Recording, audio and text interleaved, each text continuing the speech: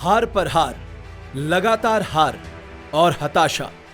देश की सबसे पुरानी राजनीतिक पार्टी कांग्रेस की नियति शायद यही बन चुकी है।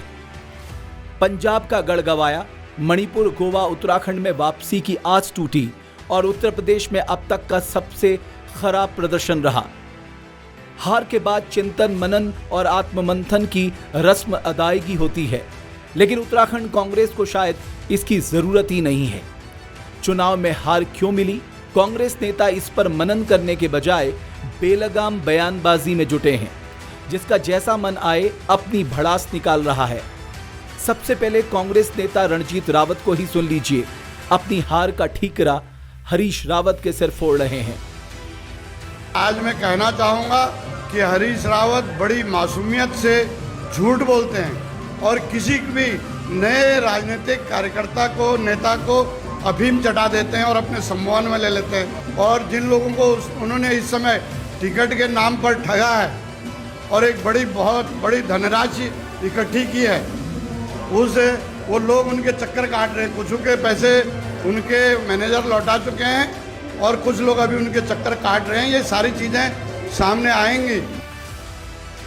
कांग्रेस के प्रदेश अध्यक्ष पद से इस्तीफा दे चुके गणेश गोदियाल का मानना है कि मुस्लिम यूनिवर्सिटी का मुद्दा भी कहीं न कहीं चुनाव में हार का बड़ा कारण बना। एक व्यक्ति ने एक यूनिवर्सिटी खोलने की बात कही और वो कोई इतनी बड़ी बात नहीं थी कि उसमें वो कोई कांग्रेस का कोई बहुत बड़ा पदाधिकारी हो व्यक्ति नहीं, वो कांग्रेस की थीम लाइन नहीं थी, वो कांग्रेस की पॉलिसी में कहीं नहीं था यूनिवर्सिटी खोलने का। और उसके बाद भारतीय जनता पार्टी ने उस चीज को तीर का कार्ड बना दिया।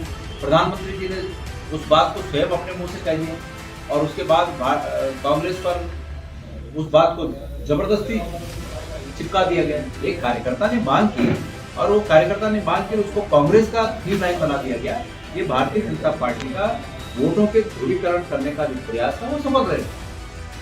अब नेता प्रतिपक्ष प्रीतम सिंह को ही सुन लीजिए। उन्होंने भी टिकट बंटवारे की थ्योरी पर इशारों पर सवाल उठा दिए। हमको देखना होगा कि 5 साल तक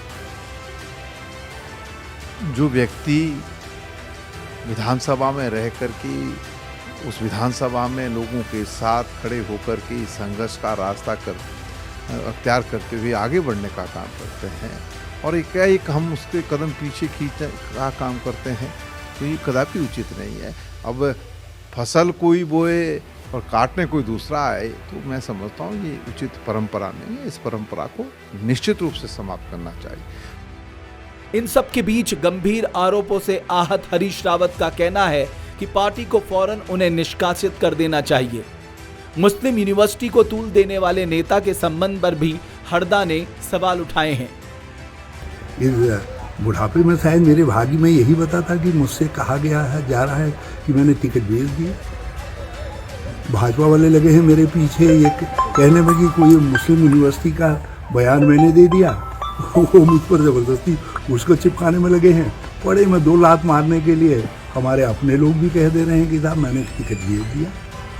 इसलिए मैंने कांग्रेस को ऑफर किया है, बल्कि भगवान से प्रार्थना की है।